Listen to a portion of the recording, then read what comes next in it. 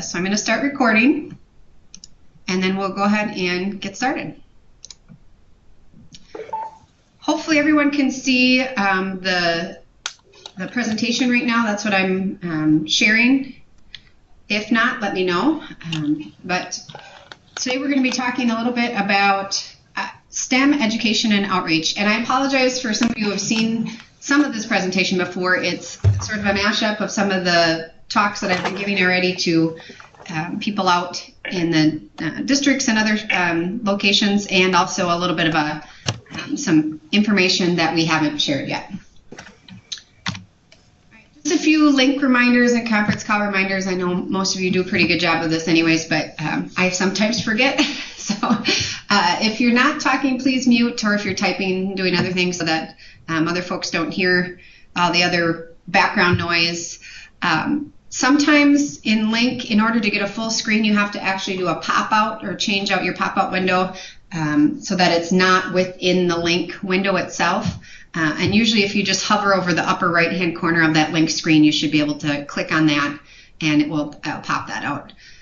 And I'm going to be switching between programs and video for some demonstrations, so you might have to do that a couple of times to get the full screen for both of those. And I apologize if you are just on the phone, you won't get quite the same experience, but I am, again, recording all this so you could watch it later as well. All right, I did do this session with one other group already on the 10th, and one thing that they mentioned was just to reiterate why we're doing this. So that's what this first slide is. And really, to me, it's pretty much summed up in two words, recruitment and retention. So we're talking about STEM education and outreach because the demand for our positions for STEM jobs is going up, while the pipeline is staying relatively flat, and particularly for being able to recruit a more diverse population. We want to be able to get out early and often into younger school-age kids to be able to share with them what we do, what types of opportunities are available, and then get them into that STEM pipeline. So that's really it in a nutshell. And you might have some additional thoughts or suggestions too, but that was my thought and my kind of quickie version of that. All right, the agenda today, what we're going to be doing is walking through some of the programs that we already have available. In particular, we're going to be going through the Bridge Up curriculum. I'll actually walk through each part of the curriculum with you so you can get a flavor for what it is, what we're trying to do with it, and how it could be used. Go through some example outreach events and activities. Talk about some additional resources and tools that we are either have available right now or are developing. Then some expectations for volunteers as they go out into to classrooms and after-school programs and things like that. That last one, the sample activity, we won't actually be able to do on the Skype meeting, but I'll show you an example of what we did in the Bridge office for the kind of an on-site meeting. And then I'd like some discussion and feedback. So, I know that you guys a lot of times are already doing some of this work, so be interested to hear what your perspective is and if you have suggestions in particular for our rollout of the Bridge Up curriculum. All right, so where we started, the curriculum that we're going to be going through today is called Bridge Up, and it was developed from a partnership out of the St. Croix project. So MnDOT, WisDOT, the Stillwater area schools, the Anderson Corporation, Hamline University for Center of Global and Environmental Education, and then the partnership plan, which is sort of the fundraising arm of the Stillwater schools. They partnered together to create this pretty cool curriculum because there was a great opportunity, right? There's this bridge that was being built over a number of years, a really big project that they could see going up in their backyard. So something that kids could look at, could go see, really kind of tangible STEM work or civil engineering work in action. There's three components to this curriculum. The first is an iPad-based program or iPad iBook for K through 3, and we're going to walk through that in a minute. Web-based modules for grades 4 through 8, and then lesson plans that are K through 12. All of the lesson plans are designed to meet current Minnesota and Wisconsin educational standards. So it's directly able to meet those. They can check a box and said they meet those science standards that they're working through. And when I show you an example, it actually says exactly which standards it meets. So it was very well written. It was written by teachers for teachers, and then MnDOT, WisDOT, and the other project partners had a real big hand in helping to review and develop some of the more technical content. They developed this curriculum finished about a year ago, and it kind of sat there for a while. They had a bit of a plan in terms of how they wanted to roll it out, but it's pretty difficult to roll out into schools without having a more dedicated resource. So that's where I come in, is to try to be that dedicated resource. All right, before we go any farther, then we're going to actually walk through the curriculum a little bit so you can get a flavor for what it looks like, and see what it looks like, basically. So I'm going to stop presenting that, and we're going to, hopefully everybody can now see my screen. I'm going to be walking through the Bridge Up iBook right now. Let's see here. Would somebody be able to message me to make sure that, can you see the screen right now?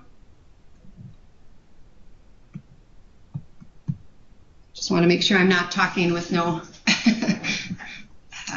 without any thing. No, you can't. Okay, let's see here.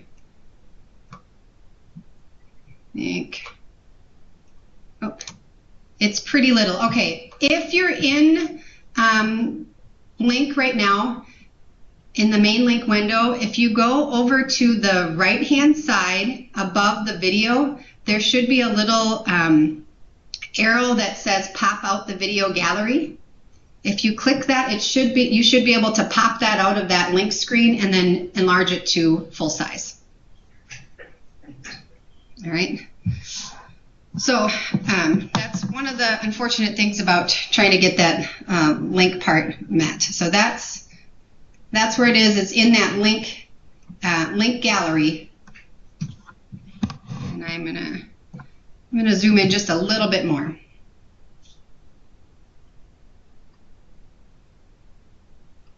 So you can see exactly what's on my screen. And that's as far as I can zoom right now without going there. So this is the iBook right now up on screen.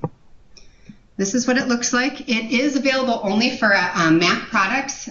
So if you have an iPad, an iPhone, or an iBook, you can download this directly from our website. We have a link, and I'll show you that in a minute. And this iBook is very well developed. It's for K through 3. You can walk through it, and I'll show you some examples. It's all ADA compliant, and also for little kids, they can either read or listen to each component, and I'll show you an example right here. I love bridges. They help people, cars, and trucks cross rivers, railways, and roads. Some, called aqueducts, carry water and even boats. It would be hard to get around without bridges. All right, so that's the first page. And then through each other page, there's lots of different widgets, components that you can look through. It's pretty cool. They have, this first one is about natural versus man-made structures, so you can swipe back and forth. Then lots of different other things. So this story is actually about a structural engineering student or a civil engineering student whose mom was a bridge engineer. And that's what he's talking about. There's lots of different pictures that you can walk through, bridges around the world and around Minnesota and Wisconsin. I think these are pretty cool. And then some of the other resources that we have, again, more pictures, the design process, all things that you can work through. Here's an example of a video, and I'm not going to show the whole thing, but steel used inside concrete to make it extra strong is put to the tension test. You can see the machine is stretching the steel bar as the pressure increases. The place where the bar will break starts getting thinner. This lets engineers see that the steel bar is about to break before it comes apart.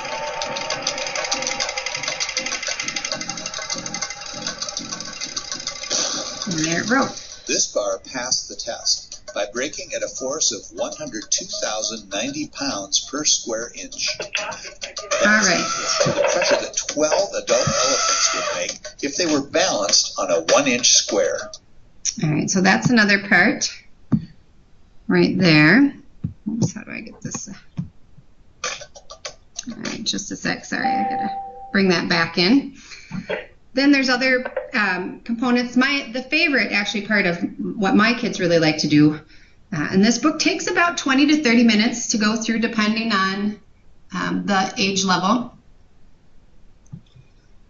This is my kids' favorite. I have a kindergartner and a 3-year-old, and they get to go through and draw their own bridge with different colors, different templates. You can make a truss bridge, lots of other cool stuff. So that's the iBook part. Very interesting. It was developed primarily by the Hamline University Center for Global Environmental Education, and I think it's very well done. So that's K through 3. The second portion of the curriculum are web modules for for 4th through 8th graders. So I'm going to show you that right now.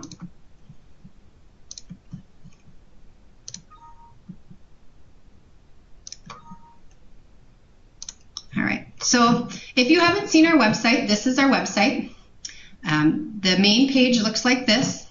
STEM program talks a little bit about our purpose, some of our main focus areas, basic contact information, and some highlights of things that are coming up, and a way for people to sign up for an email list, which we already have a fair number of people signed up to do. Then the next 3 tabs are the Bridge Up curriculum, some other resources, partners that we're working with, and then contacts. So we'll click on the Bridge Up curriculum page. And we'll be walking through a lesson plan that I already have opened up, but we have the entire book of lesson plans, a PDF, available, which has all the background information, how it was developed, lots of other information, and then each of the lesson plans we split out as well as a separate PDF, because we heard from teachers that, even though that's good information, if they're going to go and do a lesson, they'd rather just grab the individual PDF. Okay, so let's look at the web modules right now. Here we go. Welcome to Bridge Up Engineering. Pick a topic and click a link to get started. All right, so there is sound available with each of the modules. They are meant to be done in order, but you really can do them in any order, right? They set them up to do them in particular order. So geometry and engineering first, part 1 and 2, then the fundamental forces, then mastering materials. But again, it doesn't really matter how you do it. That's just the way it was designed. This is what it looks like to talk about geometry in engineering or shapes in engineering, and we'll go ahead and skip that intro. Using the 3 simple shapes. All right, so this is a module where you actually can do a bridge design, and right there we did an arch bridge. All right, so you can do as many as you want. You can actually go and design another type of bridge, like a pre-stressed concrete beam bridge or a truss bridge. You can go and play around with it if you want. I'm going to go and continue on to the next section so you can see what that looks like as well.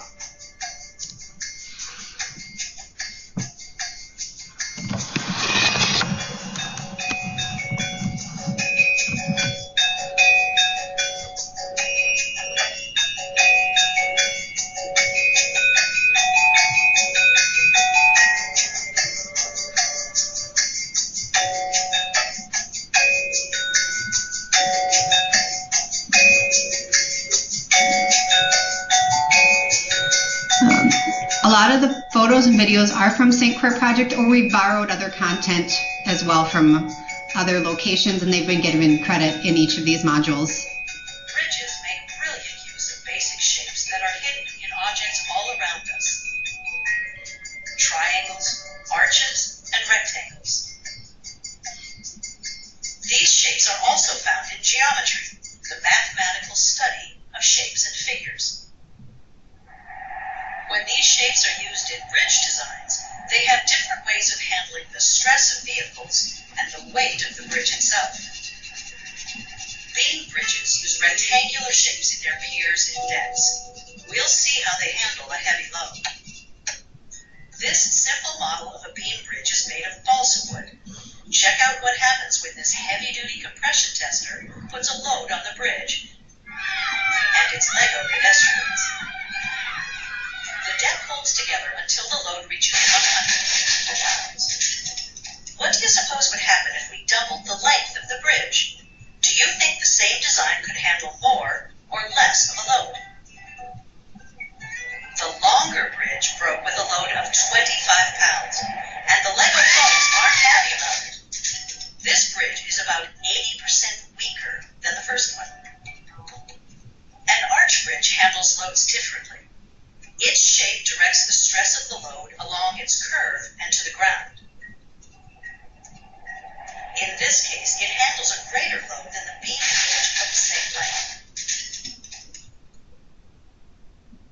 Finally, let's check out a truss design. The truss bridge relies for much of its strength on the triangles in the structure. The green bars show how the load is distributed between the different parts of the truss structure. Thicker bars show areas where the load stress is greater.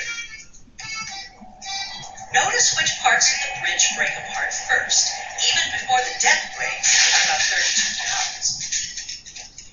The outside diagonal parts of the truss were the first to go, and they were among those parts under the greatest stress.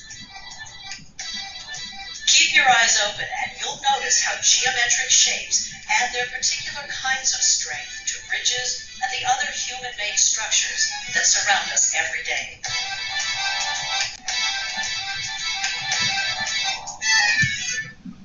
All right, so that is one of the modules from this web module component, which is primarily for grades 4 through 8. I would say it's really directed at grades 4 through 6, but then some of the components, especially some of the higher end ones, are also meant for 8th grade, up through about 8th grade.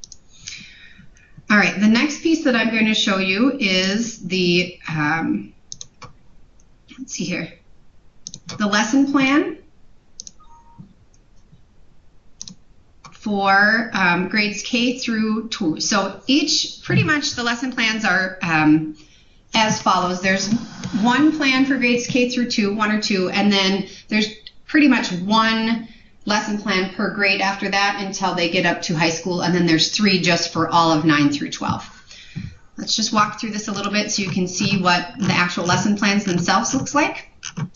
What it does, it's very well laid out. It starts off with what they call the big idea. So this is really what they're trying to, the main objective, right? They're looking at human-made versus natural components in the world, and talking a little bit about how those differ when constructing a bridge, and the needs that you have to consider with the natural surroundings. Then they have some essential questions next. So these are the specific questions that they're going to try to address. Some background information for teachers, and then this is the really nice part, I think, is the standards and benchmarks that are specifically hit with this lesson plan. So these are things that teachers will be able to take and say, yep, I have done this standard, this benchmark on down the line, and they are standardized both for Minnesota and Wisconsin. The curriculum is current to current standards. There will be a big rewrite for the science standards coming up in, I think, 2019, 2020, so we'll have to do some revision at that point, but right now it's pretty well, it's very well synced up. If there's any connections with the multimedia program, so in this case, because it's K through 2, working through the bridge up that iBook that we walked through. And then some activity description and the materials that they're in need.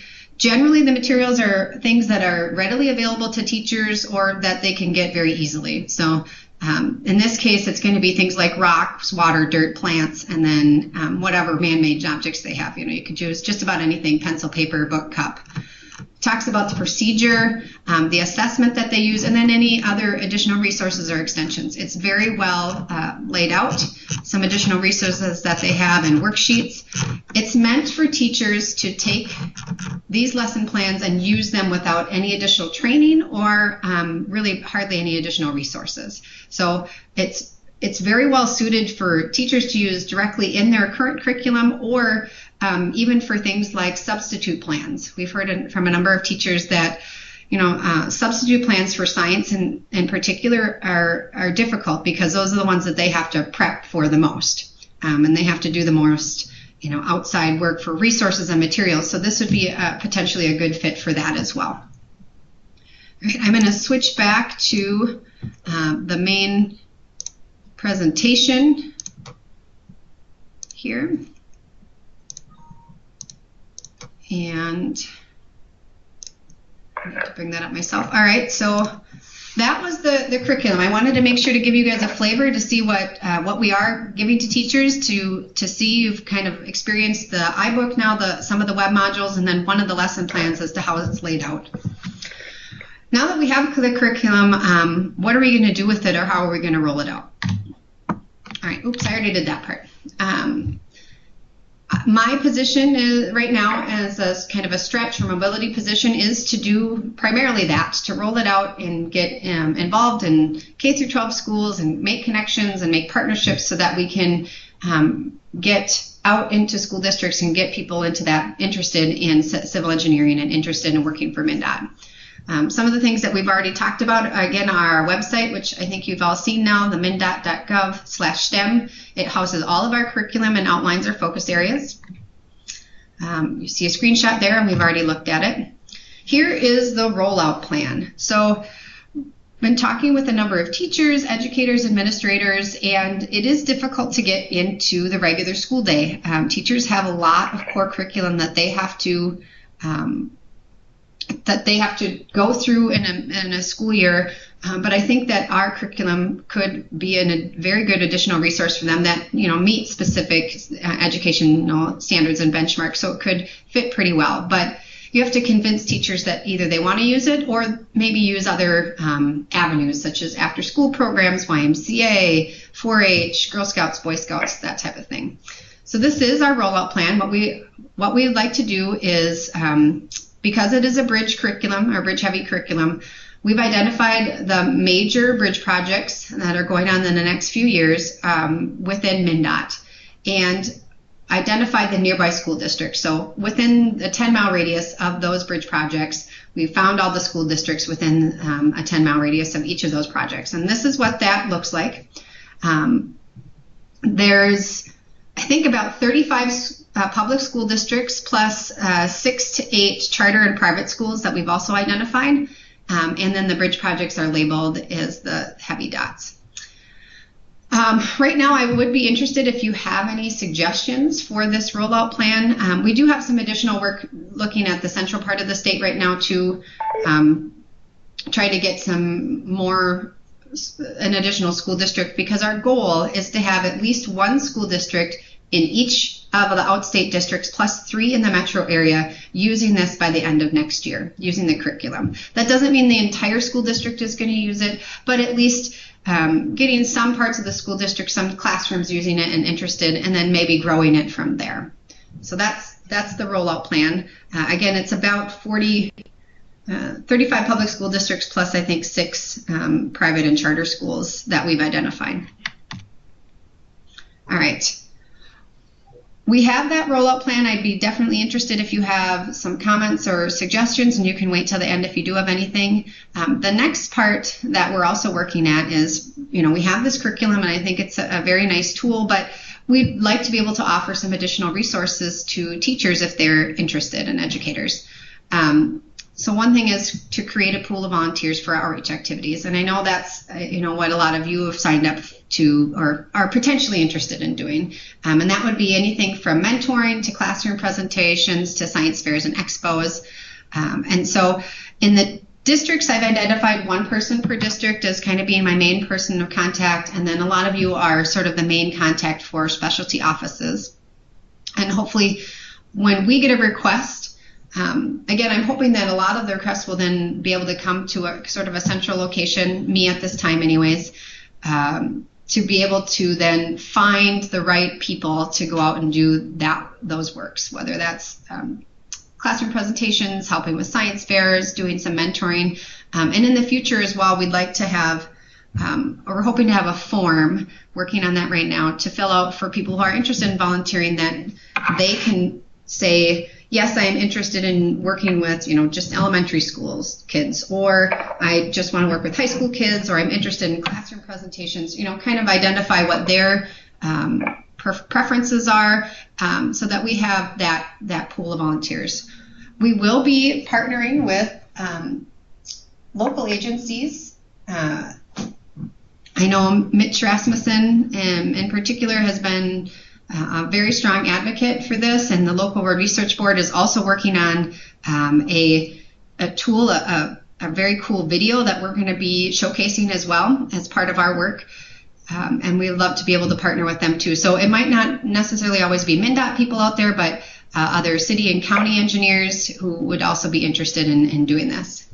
In the future, potentially we would like to expand the curriculum. There's an environmental piece that's in process right now. The lesson plans are developed, but not the interactive pieces, which we really do like having those interactive pieces. And then there's a potential to do even more in the future. But right now we're going to focus on the tool that we already have available and move forward. And then I mentioned partnering with other organizations, certainly with our local agencies. They have a lot of additional resources. In particular, they're very much in touch with their local school districts and communities, and have those inroads to places that we maybe don't already have. As well as partnering with other potential agencies like CTS at the university. They do a lot of work with school-age kids. Get STEM Minnesota, which is a website that has asks and offers for people to be able to connect teachers to resources. So that's something that I'm on right now for MnDOT, but that would be an additional resource. And then we have a bunch of other partners listed that we're doing work with right now and trying to get up and ready on our website. All right, this is just some examples of outreach events that we've done already. A lot of these are from the Stillwater School District because we have a pretty good connection with them already. I happen to live in the Stillwater School District, and I'm part of their Project Lead the Way advisory board. If you're not familiar, Project Lead the Way is an engineering-based curriculum for high school students that is pretty extensive, and Stillwater is one of the Project Lead the Way schools. Our Phoenix program uses students from Project Lead the Way schools, so it's a very nice connection as well. But we've already had a lot of requests for various outreach activities in the metro area, certainly, and then I know in outstate districts they've been doing this too, and you may already be doing some of this work too. So one thing that I'm trying to do is keep track of what type of work we're doing, volunteering that we're doing, so that I don't want to say we just get credit for it, but so that we know and we can coordinate and are not as disjointed or in separate silos. So here's some examples. In the left-hand side of the screen is a pretty cool activity that we did using Project Lead the Way high school students to go into a 5th grade classroom.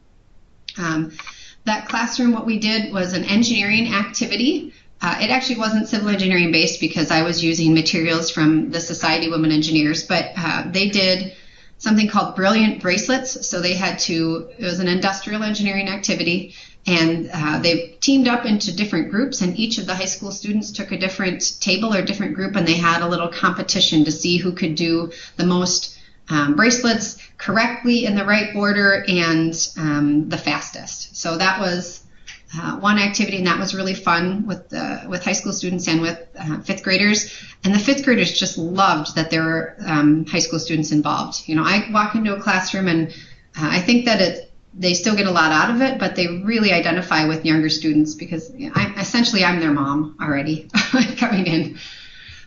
In the upper right corner is a really cool application. It's a green screen app that I piloted at the Farnsworth Aerospace Engineering Middle School in St. Paul. So they had a science fair that we had a booth at, and this is a picture of the Highway 101 bridge. That was the backdrop or the background, and we just had to bring a green screen and use the application, and then whoever came up and came to our booth could get their picture taken in front of the green screen, and it looks like they're standing on the bridge. And we've tweaked it a little bit because right now he looks like he's sort of floating out in space a little, but that worked out really well. It was a great way to get people to our booth, and then we could start talking to them a little bit more. So that was really fun. And that was one of the teachers at Farnsworth.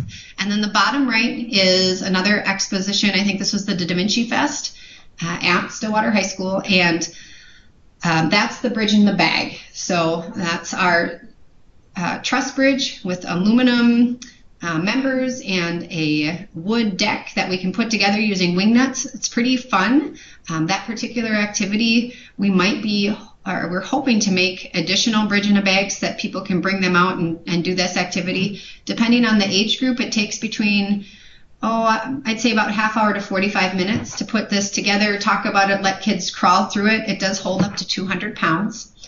So that's really fun, and that's my son in the bottom in that picture too. So he really enjoys it and has done that a number of times. Some additional examples. The left side of the screen is another shot from the Da Vinci Fest. So this is just a picture of our booth with some stuff that we have. The center picture is at STEM Day at the fair. So STEM Day at the fair is a one-day essentially festival in Carousel Park for STEM organizations. So we're going to be doing that again this year. It's on August 24th, the first day of the fair in Carousel Park. We will have a booth, and we are a sponsor of this event as well. MnDOT is partnering with LRB to do our booth. We have a lot of really cool things planned for it. Last year was our first year, so I think we needed to tweak quite a bit, but we will be having giant Jenga. We're going to have a big monitor to be able to loop videos, and whether that's going to be the LRB video that's coming out hopefully by then, or some construction loop videos. Those always go over really well, things like that. We also will have our green screen application. I'm getting a portable green screen to be able to bring up so people will be able to get their picture in front of any kind of bridge construction or other construction, and we can share it with them on site. So that's really fun too. That's another activity, and we will likely need volunteers for that one too. We'll have 3 or 4 shifts, probably 4 to 5 people each shift for that day. And so if you're interested in that, keep an eye out for that. I believe I've added everyone on this call to a distribution list, and I thought I sent an email out, but it might not have gone through to that distribution list yet. But that will be a resource where I'll be using that to send out information to get volunteers for events or to make you aware of different things that we're doing. And then the right-hand picture was another event at Stillwater High School where we were asked to participate. We provided, I think, 5 or 6 professionals, and what they did is they took professionals from around the Stillwater area in STEM fields. So from MnDOT, from Lithbridge Brewery, they have some chemists, things like that, 3M, Chandler Exhibits, and Diasorin. And the students paired up or grouped up into groups, I think, of 5 or 6 students at each table, and then the professional would spend about 5 or 6 minutes at one table, and they'd answer really easy questions. So it's very low prep, things like, what do you do, where do you work, where did you go to school, things like that. And then after 5 or 6 minutes, they would rotate to the next table. So a lot similar to speed dating, but asking about what they do. So, and the reason I highlighted this picture as well is we tried to do we ended up doing a Snapchat geofilter, which, all high school students pretty much use Snapchat all the time. So that was really fun because we could take pictures, or they could take pictures, and then put this filter on it to share as part of Snapchat. So we'll likely be doing that again for STEM Day at the fair and some other of our larger activities. That was just our first trial. Okay, some available resources and tools that we have. One thing that's coming up soon is an internal website. I'm working with Becky Curry from Communications to get this up and running, and she's been really, really, really helpful for us for the website. So thank you so much with that, Becky. We'll be having a volunteer form hopefully on that, an events list, a district and office contacts, some activity sheets and handouts, things that maybe we want to put out there that I don't want to put on our external website, but I want people to have available.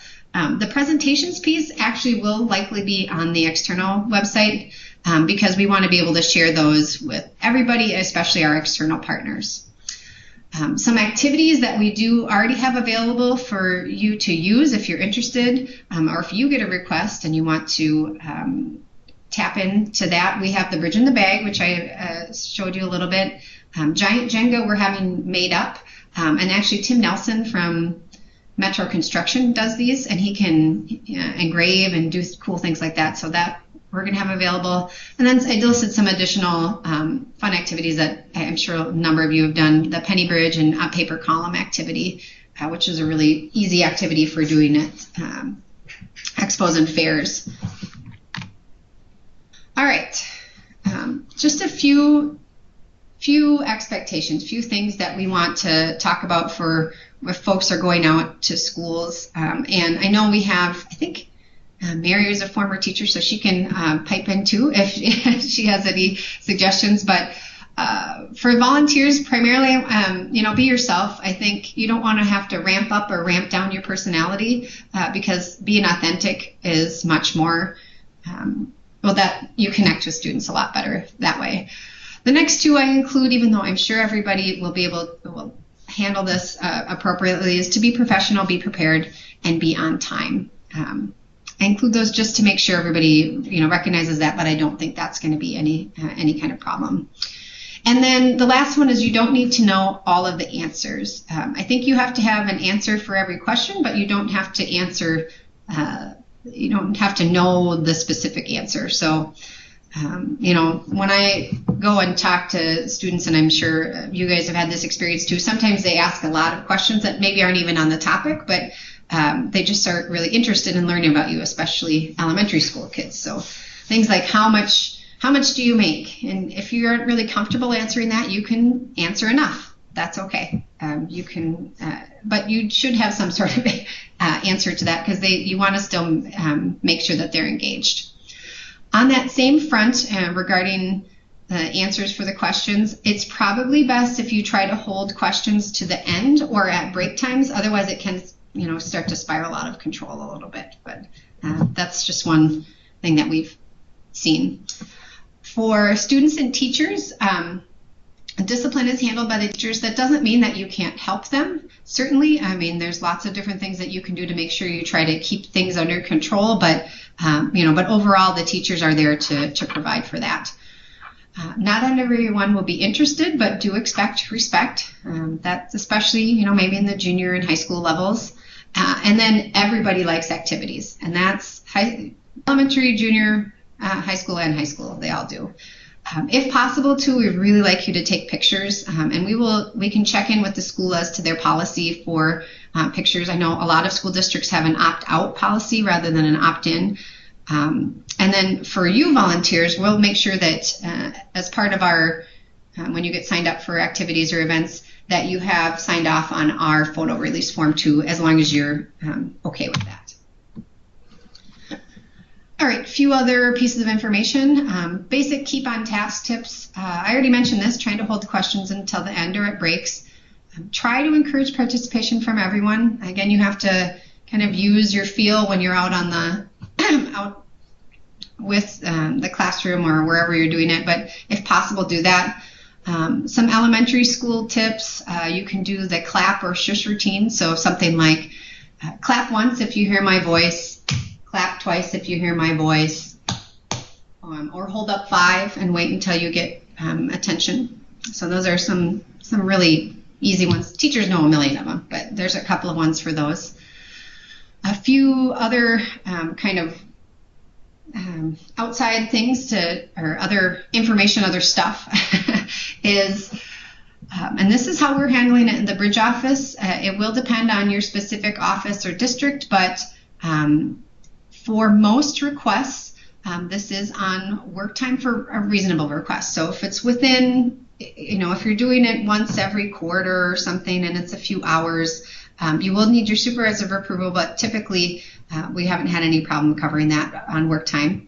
where we've been coding it to, and again, I would check with your business office folks, is an overhead project ID and then source code 0054, which is external partnering, I think. And then if you have pictures, I would really like to have them sent and shared to me so that I can keep them and use them for newsletter articles, our website, presentations, things like that, because I'd like to see what everybody else is doing as well.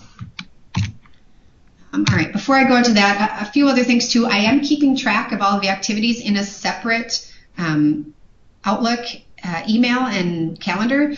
So that stemoutreach.dot@state.mn.us, that email has its own calendar as well. And so that all of the resources I'm keeping track of in there. So any presentation that we're giving is in that calendar. I write notes about how many students were there, how many hours the volunteers were there, how many volunteers, and then I'm transferring that to an Excel spreadsheet so we can kind of keep track of that. And that might evolve a little bit over time as well, but I'd like to make sure we know our contact hours and who we're engaging with. All right, this is an example of the bridge in a bag, just in case you haven't seen it yet. It is basically a bridge that comes in I think it's a baseball bag, baseball bat bag. And it's aluminum and wood pieces with a wood deck, and you put it together using wing nuts. It's pretty easy. For adults, it takes about 20 minutes to put together. And for kids, depending on the age, I'd say for high schoolers, they could do it in about the same time, about 20 minutes. But for elementary school down to kindergarten, as much as about 45 minutes. So it's a nice classroom activity because that fits in pretty well within a classroom session. And these are just some examples. The lower right-hand side is an example of when we did this at an after-school program. This is at the Cimarron Community Center, and they really enjoyed it. It was a lot of fun, especially once they put together, they can crawl through it. If you're interested, I'm not going to play it right now. I have a little YouTube clip of putting it together, and I have a time-lapse video that I'm going to be sharing as well. So if you would like to borrow it, just let me know. Send me an email, and I track that as well through the STEM Outreach calendar, so I know where the bridge in the bag is and where it needs to go.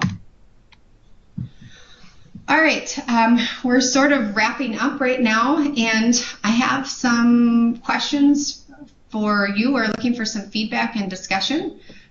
You don't have to share it necessarily right now if you're not comfortable or if you are a little bit unsure of what you think yet.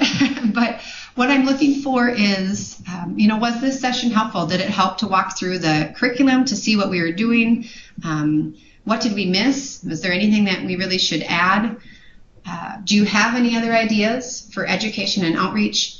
And then do you have any other connections to schools or programs that we could either tap into, or you can use this directly? I encourage everybody, if you want to, please send out our website information to your own teachers, to your kids' teachers or programs and schools that you work with, and they can use it directly or work through you. So it doesn't have to come through me, but I'm certainly a resource here. I want to make sure that I am available for you or anybody that has any questions. And then finally as well, if you had any thoughts on our rollout plan, any suggestions or other spots that we could be going to. So with that, I guess what I would like to do now is, let's see if I can do this right.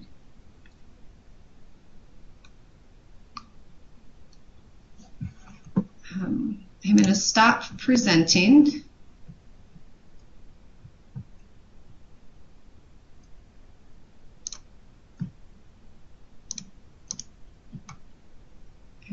Okay.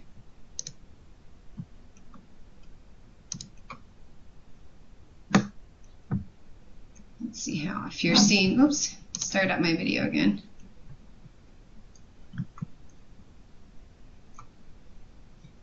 All right, I'll stop presenting that.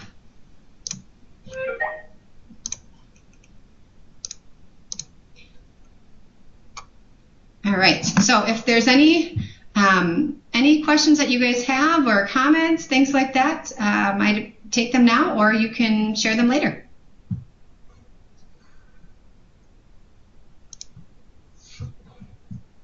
And you can, type in things too as well, or do it over the phone or send me an email, whatever works. Because I know it's a little bit awkward to share things over a webinar type presentation.